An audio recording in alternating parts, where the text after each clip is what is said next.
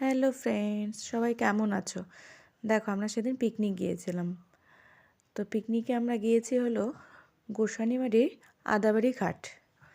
তো আমার বাড়ির থেকে এটা বেশি দূর না, অল্প। তা আমরা সেখানে একটা নৌকা বুক করেছিলাম। তো নৌকাটা আমরা সারাদিনের জন্যই বুক করা হয়েছিল। আর রান্না আমরা বাড়ির থেকে করে নিয়ে গেছি। সবাই সবার এক একজন এক একটা রান্না করে নিয়ে গেছি। দেখো, বাচ্চারা কিন্তু খুব মজা করছিল, যেহেতু জলের মধ্যে ওরা নামছিল। তো ওদের খুব ভালো লেগেছে জায়গাটা। তারপর একটু বেলুন দিয়েও সাজানো হয়েছিল। দুজনে মিলে একটু গল্প করছিলাম বসে। জায়গাটা সত্যিই সুন্দর। তা আস্তে আস্তে আমরা একদম নদীর মাঝখানেই চলে গেছিলাম।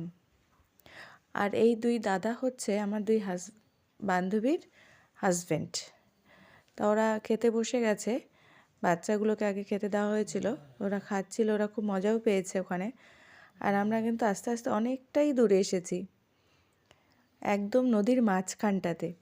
দেখো, আর কিছু দূর গেলেই সেখানে ছিল হলো বাংলাদেশের বর্ডার, কিন্তু আমরা আর যাইনি। আমরা ওখান থেকে আস্তে আস্তে নৌকাটা ঘুরিয়ে আবার অন্যদিকে গেছিলাম। তো এই দাদাও আমাদের সাথে গেছিলো। এই দাদা অবশ্য পরে এসেছে। আমরা একটা চরে নৌকাটাকে দাঁড়া করেছিলাম, সেখান থেকে দাদা উঠেছে। দেখো, সবাই মিলে একটু গল্প হচ্ছিল, মজাও হচ্ছিল। যে আমরা এই 3টা ফ্যামিলি মিলেই আমরা গিয়েছিলাম ওখানে। ভিউটা কিন্তু সত্যি খুব সুন্দর। আর নৌকাতে কিন্তু রান্না করা যায়, ঠিক আছে? তোমরা যদি কেউ নৌকাতে রান্না করে খেতে চাও, নৌকাতে রান্না করে খেতে পারবে, কোনো অসুবিধাই হয় না। সুন্দর রান্নাবান্না, কিন্তু আমরা রান্না করিনি, আমরা বাড়ির থেকেই করে নিয়ে গেছিলাম।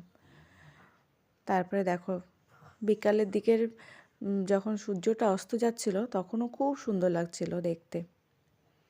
আমরা অনেকক্ষণই ছিলাম, আর জায়গাটাও সত্যিই খুব ভালো।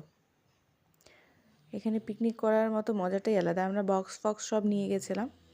কেমন হয়েছে? ভালো লাগলে সাবস্ক্রাইব করে দিও।